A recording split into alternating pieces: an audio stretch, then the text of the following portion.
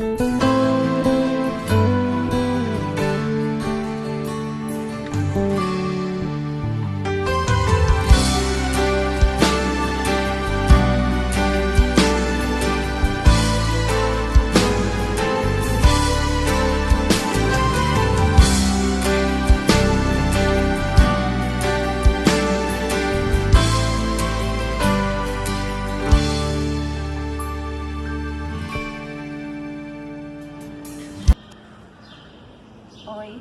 meu nome é Irmã Anália. Hoje eu vou compartilhar com vocês um pouco da minha experiência, da minha história vocacional. Então, vou começar pelo meu nascimento, onde minha mãe estava grávida de mim e pouco tempo, meu pai não ficou sabendo porque ele foi assassinado. Então foi um momento muito difícil para minha mãe ter que cuidar de mim ali pequena, ter que trabalhar, ter que lutar bastante para conseguir me dar a alimentação, tudo aquilo que era necessário para o meu crescimento. Então eu ficava com minha avó, minhas tias, elas me cuidavam. Então era muito terrível, terrível demais. Então as pessoas falavam, eu não vou ficar com a Anália, porque era muito terrível. Ainda sou hoje um pouquinho, mas tudo bem. Mas esse tempo era assim, realmente muito difícil, tanto porque normalmente na gravidez a criança sente muito. Então eu senti muito aquilo que minha mãe sentia, que era chorando bastante. Então foi um pouco difícil para minha mãe. Então eu fui crescendo nesse ambiente familiar. Meu avô também ali cuidando de mim, me ajudava bastante em tantas coisas. E depois, quando eu tive 3 anos de idade, minha mãe entrou em outro relacionamento, casou, e era o meu pai Júnior, que sempre cuidou de mim, meu padrasto, e uma pessoa muito boa, era policial e tinha todas as qualidades, mas também defeitos, como todo ser humano. E então aprendi muito dele também. E ali nasceu meu irmão Douglas, que eu queria tanto ter um irmão, tanto. E eu me dizia, não. Aí, graças a Deus, chegou um dia que tive um irmãozinho. Então compartilhávamos ali, brincávamos, uma família feliz. Mas tinha um grande problema, que o Júnior ele tinha um problema com o alcoolismo. Então era muito difícil para nós vivenciar tudo isso. Minha mãe chorava bastante, vivi nesse ambiente que era muito... Minha mãe sofreu bastante com isso, Então chegou um tempo que o Júnior falou assim, não dá mais certo, eu vou deixar vocês. E foi muito triste para nós, ter que continuar só os 3, e ele não se foi. Mas minha mãe, pouco a pouco, ela foi se recuperando dessa tristeza, porque não era fácil cuidar de 2 crianças e ela ali sozinha. Mas minha avó, meu avô, meus familiares sempre ali nos ajudando. Então, nesse determinado tempo, fui crescendo, eu também sempre estava ali na paróquia, com minha avó, porque ela participou das pastorais, ali na igreja, sempre ajudando, pastoral da saúde, do Divino, Espírito Santo, da Folia do Divino Espírito Santo. E foi ali, fui me enganjando também por meio dela. Então eu gostava muito de acompanhar ela quando ela ia levar alimentos para os pobres. E eu ficava muito feliz de ver aquelas pessoas que, quando eu recebia aquele alimento, aquele brinquedo, era uma felicidade enorme. Eu, nossa, que bom, estou fazendo parte, estou levando também um pouquinho do que eu tenho. E sempre pequena, eu sempre gostava de compartilhar as coisas com as pessoas. Eu lembro até hoje uma vez que minha mãe comprou um lápis, aí eu parti no meio para dar pro meu amiguinho. E outra vez era borracha e eu dava, e depois eu chegava em casa e minha mãe falava, vai fazer o dever? Eu vou. E cadê o lápis seu? Aí eu dei, mãe, eu dei. Aí ela, mas Anália, você dá tudo. Aí eu falei, mãe, a gente tem que compartilhar. Aí ela falava, eu sei, minha filha, mas quando a gente tem, a gente compartilha. Aí eu, mas eu tenho um pouquinho, aí eu quebrei. Então são histórias assim que ficam gravadas, que já são os sinais de Deus na nossa vida. Então, assim foi, eu sempre tinha esse desejo de compartilhar. Então, de acordo com a história familiar, como eu estava falando, que o Júnior foi embora, meu pai. E depois de um tempo, passado acho que uns 4 anos, porque eu tinha 10 mais ou menos quando ele foi embora de casa. Quando ele voltou, eu tinha já 14 anos. Claro que ele vinha visitar, mas ele voltou dessa vez querendo voltar com minha mãe. E minha mãe já estava em outro relacionamento. Então ela falou assim, não, Júnior, já não dá, né? Então eu fiquei assim também um pouco triste, né? Mas era a situação. Minha mãe já estava em outro relacionamento. Ele já fazia tempo que não vinha. Então eu pedi pra ele uma coisa. Porque como eu estava nessa fase, não de que coisa fazer da minha vida, que profissão. Então, porque eu gostava muito de teatro, eu fazia no teatro na escola, dança na escola, tinha um grupo de dança, Vibração Bamba, a gente dançava na escola. E também tinha uma paixão enorme, enorme mesmo, para o exército, né? Então, eu falei pra ele, já que ele era policial, eu falei, eu queria muito ir pro exército, o senhor me ajuda? Aí ele falou assim, te ajudo sim. Então, a gente nos organizou, não, era uma segunda-feira, me parece, quando ele foi. Então, passou uma semana, ele falou, sexta-feira eu volto pra gente ir lá. Eu falei, tá certo. Então, na sexta-feira, eu toda não empolgada, eu falei, eita, é agora que eu vou pro exército, menina. Que eu sempre gostei muito disso. Aí, ele não chegou. E eu dava a hora e eu olhava o relógio e eu ficava angustiada, eu ficava triste e chorava ao mesmo tempo. Por que ele mentiu pra mim? Tava tão bom pra ser verdade e nada. Aí, tudo bem. Aí eu fui esquecendo disso, aí passou uns 3 dias. Aí chegou o irmão dele e veio não conversar conosco e falou assim, Amália, vem aqui um momentinho aqui fora. E eu, curiosa, né, pra saber o que era. Aí ele tava com um jornal na mão, né, no Brasil é conhecido como Jornal Sangrento. E ali tinha a foto do meu pai Júnior, que ele foi assassinado. Então, pra mim ali, foi muito, muito, muito, muito difícil. Até falar agora Ui! Foi muito, muito, muito difícil. Porque já não tinha conhecido meu pai. Então, ele que era essa presença de pai, foi morto assim, de uma maneira muito, muito triste, né? Então, pra mim aceitar tudo isso, né? Que alguém matou ele, tirou a vida dele, foi muito difícil. Passava muitas coisas na minha cabeça de querer não encontrar pessoa pra fazer o mal também, acredite. Foi muito difícil. Eu falei, por que matou meu pai? Agora eu tenho que ir lá atrás dele também, rever tudo isso. Porque não ali onde eu nasci, na Ceilândia Norte, né? É um pouco, não? Muitas pessoas já conhecem, é uma cidade que já foi muito, muito perigosa, né? Agora não tá aí mais ou menos. Ainda está, né? Mas o perigo já saiu de lá, que era eu, né? Que eu tô aqui. Mas não, fora a brincadeira, foi difícil, né? Aceitar a morte dele. Até que um dia eu fui na missa e o padre falava do perdão. E quando o padre falava do perdão, eu sentia muito forte dentro do meu coração como, perdoa, não, aquela pessoa que fez isso. Porque você não é ninguém para julgar. Só Deus pode julgar. Não, só Deus é o juiz. Então aquilo ficou muito dentro de mim, eu fiquei muito tranquila. E foi aonde eu tive essa paz, não no meu interior.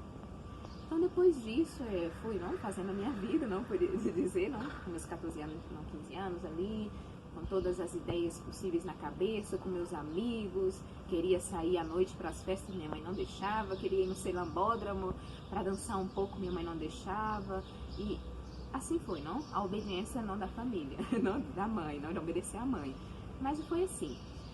E até que um determinado tempo ali, não, na igreja mesmo, me sentia muito bem na igreja, não, cantando, fazendo bem para as pessoas. E na catequese, no encontro não, na confirmação, na crisma, a gente fez um retiro. E nesse retiro foi onde tudo começou assim, não mais florescer no coração esse desejo de ser de Deus. Onde tinha um seminarista que contou sua experiência vocacional. E eu fiquei muito impressionada e falei, por que não? Eu também acho que eu posso, né? Também, não sei, será? Sabe? Essas perguntas dentro do coração. E foi assim, onde que foi pouco a pouco surgindo esse desejo de ser mais de Deus. Mas até então, sem falar pra ninguém, só dentro de mim. E aí, depois que passou o retiro de confirmação, crismei, não ali, indo na igreja sempre, e via, não? Que sempre as pessoas estavam ali na igreja muito felizes, então quem sabe eu poderia estar mais perto de Deus também. Mas até então, tudo em silêncio, era sempre em silêncio, nada de compartilhar com ninguém. Até fazia aula de violão com as Irmãs da Consolação, ali pertinho da minha casa na Ceilândia. E nada, não é de falar com elas sobre esse meu desejo. Até então, ali não, na minha paróquia Sagrado Coração de Jesus São José, foi onde realmente um dia eu fui pra missa sozinha, né? Eu fui pra missa sozinha e sentei lá atrás no banco a primeira vez. Então, tava ali na missa como normal, uma missa normal, e fui receber Jesus. Quando eu recebi Jesus e voltei pro meu lugar, acreditem se quiser, ou melhor, acredite, foi um momento único, porque eu fiz uma pergunta que eu não sei de onde surgiu, que veio, não? Senhor, o que queres de mim? E dentro de mim uma luta, meu Deus do céu, que pergunta é essa que eu tô fazendo? E continuei a rezar na Virgem Maria e fui acalmando meu coração, porque eu fiquei sem saber, Senhor, o que queres de mim? Aí tá, rezei. Aí depois, na hora dos avisos, não, era o Padre Lécio, ele fez, não, chamou as Irmãs Oblatas do Menino Jesus que estava ali, falou assim, as irmãs querem dar um convite. Então eu, normal ali também. E a irmã, não, a irmã Martelena, a irmã falou bem assim, se tem alguma irmã, alguma menina por aqui que está se perguntando, Senhor, o que queres de mim? Não, eu só não levantei dali e saí correndo, porque, né, queria um pouquinho assim, sem graça, feio também, porque eu fiquei sem saber, minha reação era única. Eu fiquei assim, meu Deus do céu, é pra mim? É pra mim? Aí tá, ela falou, não deu aviso, aí falou assim, no final não podem se acercar e conversar comigo. Tá certo. Eu toda corajosa fui, né? Eu tava com salto. Não era um salto, porque eu não gostava muito, não, dessas coisas. Fui, caminhei, cheguei na irmã e falei, oi irmã, bom dia, eu quero ser atriz. Não foi nem ser religiosa. Aí a irmã falou assim, sabe, no convento também tem muitas atrizes. Aí eu, tá. Depois que eu fui entender, que eu fui no encontro vocacional, não, que foi marcado, e nesse encontro eu vi, não, que as formandas faziam muitas e muitas, não, teatros, dança, então isso foi me conquistando também. E ali também tinha um frei que falou da sua experiência e isso foi ajudando mais a eu entender aquilo que Deus queria de mim. Porque eu tinha muito medo de falar, não, como eu fiz a pergunta, não, Senhor, o que queres de mim? Depois ele me respondeu e depois agora, o que eu faço? Na verdade, tem que ter essa coragem de falar, vambora, vamos entrar nessa barca, né? Vamos juntos. Porque eu pensava também na minha família, que ia ficar só 2 pessoas ali, não, minha mãe e meu irmão, que era pequeno. Então, pra mim, decidir, assim, foi um pouco difícil, né? Porque ver essa realidade de ter só minha mãe e meu irmão e eu sair ali de casa, eu tinha 15, não, depois 16 anos, meu irmão 10, então foi um pouco difícil. Mas, como eu também já tinha um primo padre, não, Padre Eudaci, que ele também deixou tudo, não? Que era não militar também assim, deixou para estar, ele também me deu essa coragem, não? De falar assim, não, também posso. E graças a Deus, deixando tudo para trás, vejo o quanto sou feliz. Tem muitas dificuldades na minha vida, não, na nossa vida como religiosa, não é fácil, mas com Deus se pode tudo. Então, fiz todo o processo vocacional, aspirantado, postulantado, noviciado. Também fiz a experiência de ir para o Peru, terminar minha formação, fiz minha profissão lá. E graças a Deus, nesse tempo fui aprendendo muito e quero aprender muito mais. Deixar, não, meu orgulho, não, tantas coisas que não tem, né? Que dizem, eu sei, não. Deixar, não isso, não? E deixar que Deus trabalhe mesmo no nosso interior, na nossa vida. Por isso eu digo a você, não, aí que está me escutando, não, já falei demais, até chorei, até sorri, falei tanta coisa, errei. É assim, eu sou assim, tá? Eu sou assim. Essa é a irmã Anália mesmo. Não é mentira, essa é. Então, não tenha medo, não, de dizer sim ao Senhor. Entra, não fala assim, vou ver o que é isso, porque foi assim, não comigo também, vamos ver o que as irmãs fazem em todo esse ano, não? Um ano eu passei indo, e a minha mãe buscava e eu via o que as irmãs faziam, não era espiando as irmãs, vamos ver o que essas irmãs fazem, elas rezam muito bem, elas vão pra cozinha muito bem, não, eu fui fazendo essa experiência, mas a experiência do amor de Deus, que é o importante que nós temos que fazer. Então, qual é aquilo que Deus quer transformar na minha vida, aquilo que Deus vai realizando. Então, em pouquinho a gente vai se convertendo, vai crescendo, né? Ainda falta muito para me converter, mas é nesse amor de Deus, de Nossa Senhora, rezando o Santo Terço, indo na missa, compartilhando com alguém, não com um sacerdote, com uma religiosa. Aquilo que você sente é muito importante, porque te ajuda muito. Apesar das vergonhas, eu não vou falar nada, não. Ele tinha essa vergonha, não vou falar nada, não. Mas aí Deus vai dando essa liberdade no nosso interior pra gente falar. Então, agradeço por vocês estarem me escutando. Já é a segunda vez que eu agradeço, ou a terceira, mas tudo bem. Um grande abraço e não tenha medo de ser aquilo que Deus quer na sua vida. Deixa Ele trabalhar, porque Ele é o dono da sua vida, não você. Você colabora com Ele. Então, um grande abraço, fiquem com Deus e obrigada. Tudo posso naquele que me fortalece. Nada e ninguém no mundo vai me fazer desistir.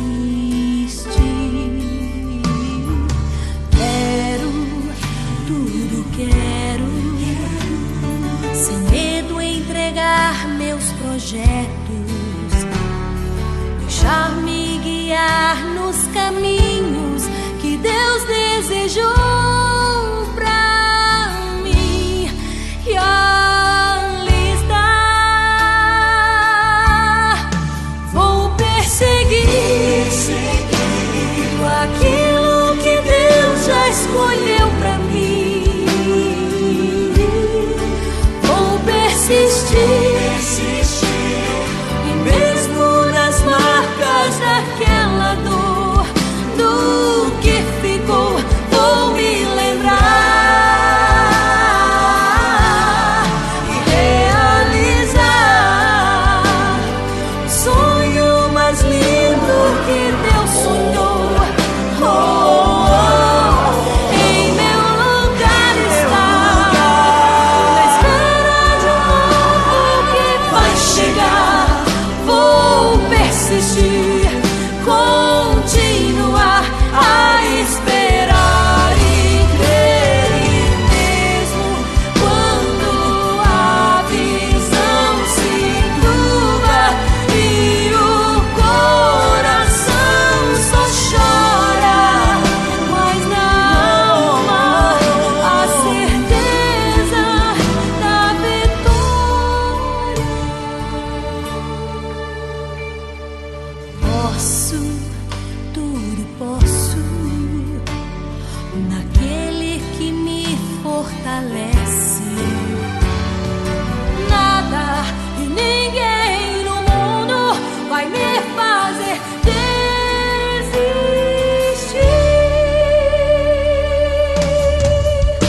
Vou perseguir